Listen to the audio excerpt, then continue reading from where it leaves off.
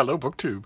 There's nothing quite like a rainy day in Boston to put me in the mood to torture your TBRs. So that's just what I'm going to do. I've got 4 books I want to show you here. 2 of them I've read, and 2 of them I haven't. So we'll start with the 2 that I haven't. And the first one is, looks like an ambitious work of sort of keyhole history, but it's right in my wheelhouse, so I am eager to read it. It comes out, I think, later in the summer. Yes, late June. And it's called The Volunteer by Jack Fairweather. It has a long subtitle. One Man, an Underground Army, and the Secret Mission to Destroy Auschwitz. And the description is fascinating. Let's see. How do you keep fighting in the face of unimaginable horror? The Volunteer is the untold story of one of the greatest heroes of the Second World War. In the summer of 1940, after the Nazis occupied Poland, Witold Pilecki, you Polish people will know that the better way to pronounce that, an underground operative accepted a mission to uncover the fate of thousands of people being interred at a new concentration camp on the border of the Reich. His mission was to report on Nazi crimes and raise a secret army to stage an uprising. The name of the camp was Auschwitz. It was only after arriving at the camp that he started to discover the Nazis' terrifying designs. Over the next 2.5 years, Witold forged an underground army that smuggled evidence of Nazi atrocities to the West, culminating in the mass murder of over 1 million Jews.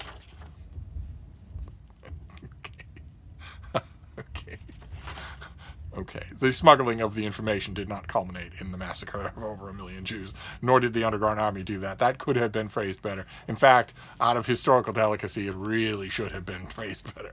That is a dangler that really shouldn't happen. His reports from the camp were to shape the Allies' response to the Holocaust. Completely erased from the historical record by Poland's communist government, Pilecki remains almost unknown to the world. Now, with exclusive access to previously hidden diaries, family and camp survivor accounts, and recently declassified files, Jack Fairweather reveals Witold's exploits with vivid cinematic bravura. He also uncovers the tragic outcome of the mission, in which the ultimate betrayal came not on the continent, but England. Okay, there's some bumpy spots in the pub sheet, but you see what I mean. This sounds fascinating. The author is a graduate of Oxford University and has been a correspondent for the Washington Post and the Daily Telegraph. And he has lived in Baghdad. And when he was in Baghdad, he was the Daily Telegraph's bureau chief. And this is the story of a man who got himself sent to Auschwitz in order to understand what was going on there. And that's, to me, just fascinating. I don't think this person's name has ever cropped up in my reading on World War II. I don't see, judging from the pub sheet, he probably wouldn't have come up. But either way, I'm right on top of this. So that is The Volunteer. And then the next one that I haven't read is YA. A little bit of YA science fiction, a little bit of YA fantasy for you. This is by Lauren Shippen. It's a Bright Sessions novel. I imagine those of you who know your YA will probably know that series. I'd never heard of it before now. And it's called The Infinite Noise. Let's see here. Caleb, who is the main character in the book, is an atypical, that's with a capital A, an individual with enhanced abilities, which sounds pretty cool, except Caleb's ability is extreme empathy. He feels the emotions of everyone around him, hence the infinite noise. Being an empath in high school would be hard enough, but Caleb's life becomes even more complicated when he keeps getting pulled into the emotional orbit of one of his classmates, Adam. Caleb's therapist, Dr. Bright, encourages Caleb to explore this connection by befriending Adam. As he and Adam grow closer, Caleb learns more about his ability, himself, his therapist, who seems to know a lot more than she lets on, and just how dangerous being an atypical can be. The pub sheet goes on to say, with the rise of popularity of podcasts, the Bright Sessions will be joining the likes of Welcome to Night Vale, Limetown, and Lore by making the leap from your headphones to your bookshelf. Oh, so the Bright Sessions is a podcast, and I assume all those other things are podcasts as well. The Bright Sessions has amassed over 12 million downloads and counting. Is that a lot for a podcast? Is that very good? Sounds very high. Along with a 5-star rating on iTunes, thanks to Shippen's ability to create a strong relationship between her listeners and the characters, drawing listeners in with intimate conversations and mysterious new information. Okay, so this is, the Bright Sessions is some sort of serialized story in podcast form? Is serialized fiction something that happens on podcasts? I did not know that. So the Bright sessions, I guess, refers to the psychiatrist, Dr. Bright. So maybe she's a recurring character. I don't know. One way or another. Obviously, I am the test case for a book like this, since I have never even heard of the podcast before now, and certainly have never listened to it. So I will know for sure whether or not this book works as a book. If I'm reading through it, this comes out in September. That's a long way off. Well, I'm not going to wait. If I'm reading through this and I start encountering stuff that feels like a coded language, then I'll know that it fails as a book. I'll know that it is meant as an adjunct to a podcast that I haven't listened to. So those are the two that I haven't read. And now we'll go on to the two that I have read, both of which I recommend. Because what would TBR Torture be without recommendations that you can't afford and that you can't find time to read? The first one is, I admit, a sweet tooth of mine. I've mentioned it on this channel a couple of times before. I am fascinated by all things judicial, all things the U.S. Supreme Court. I'm utterly fascinated by that. I'm fascinated by the big judges who were never on the court, but who were, towering figures in jurisprudence history in their own right, like Learned Hand.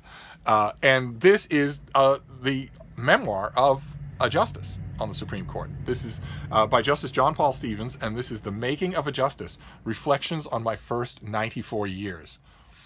And that's all it is. This comes out in April, I think. May. This comes out in May, and well, let me read it. Let me read you a bit about it. Do I have any kind of pub sheet? Yes, I do. These sorts of things, I've read almost every one of them, and they are fascinating, even when the opinions and actions of their subjects and their authors drive me nuts. From abortion to the death penalty, campaign finance, the Second Amendment, and redistricting and gerrymandering, so much of the shape of American society and our identity is influenced by the Supreme Court. Justice John Paul Stevens, the third longest-serving justice in American history, has been witness to and an integral part of landmark changes in our society. Appointed by President Gerald Ford and retiring during President Obama's first term, his tenure in the Supreme Court from 1975 to 2010 was a tumultuous period with key decisions made in which he played a critical role. And he wrote this book in his 9th decade. And, of course, I know the other two justices who served longer than he did, but I wasn't expecting a book from Justice Stevens at all, and I can't wait to see what kind of a reception this gets.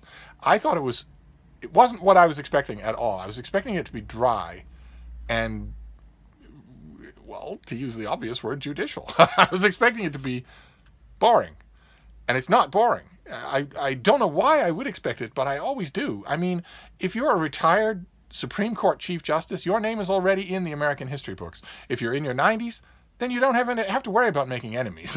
So I don't know why, in his position, everyone wouldn't write books like this. And yet, I've read many that read as if the author expected to be around for 50 more years. And this book doesn't read that way. Instead, it's full of waspish humor and black and white judgment calls about who was good to work with, who was bad to work with, what their weaknesses were, what their strengths were. It's just the kind of memoir that you want a Chief Justice to write, or a justice on the Supreme Court to write. And this comes out, did I mention that already? I think it comes out it comes out in mid-May, and I'm hoping to write about it. I'm hoping that I can. I mentioned earlier that I think in the last video I mentioned that sometimes book editors encourage book reviewers, sometimes book reviewers also come up with the idea on their own, to sort of shoehorn in a book on a related subject into a longer review on another book, and therefore get a little more bang for the buck. And I mentioned it in context of FDR, the new Nigel Hamilton book on FDR, and a new biography of FDR's Chief of Staff, Admiral Leahy, thinking that a lot of book reviewers will probably lump the two together. They won't give them equal space. The Nigel Hamilton book will take the bulk of the review, but they'll use the opportunity to mention and give maybe a paragraph or two to the Leahy book as well, just because they're so thematically connected, and it would be tough to sell a review to a reviewer, to a book section editor, of just the Leahy book. It'd be tough to do that. And the same thing is true here, because right around the same time this book is coming out, that big new biography of Oliver Wendell Holmes is coming out. And that I am sure that book section editors, however many there are left in the country, I am sure that they're going to look at those two books on their forthcoming shelves and say, oh, those two things sort of go together.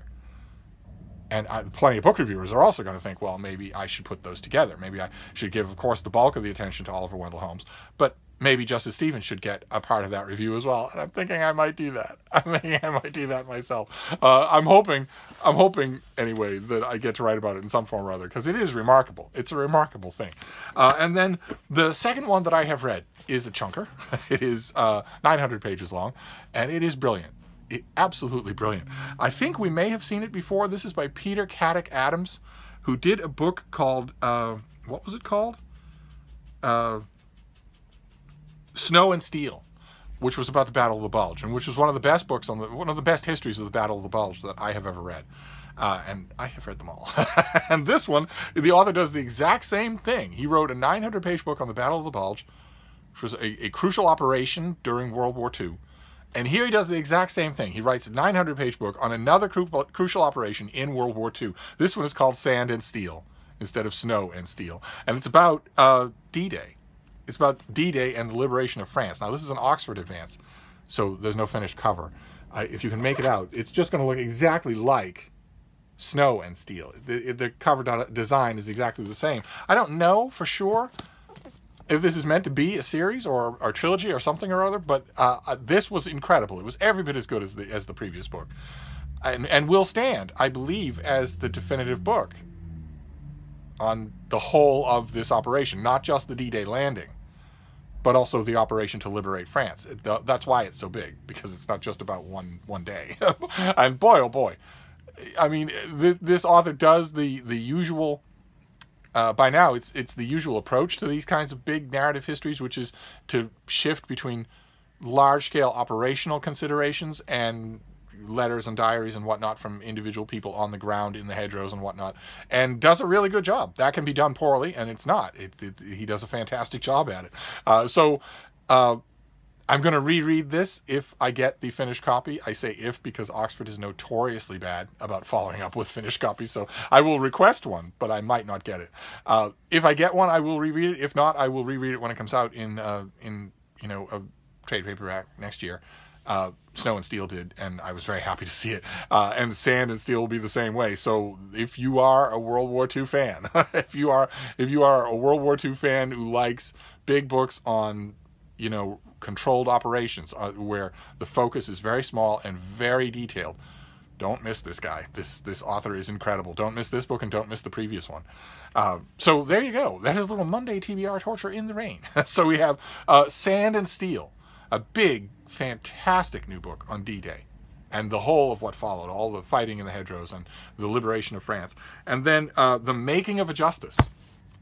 Don't let the title fool you. Justice Stevens, this is not just an autobiography of what he was like as a scrappy kid growing up in Chicago. This is as far as he's concerned, the making of a justice continued for every minute that he was on the high court.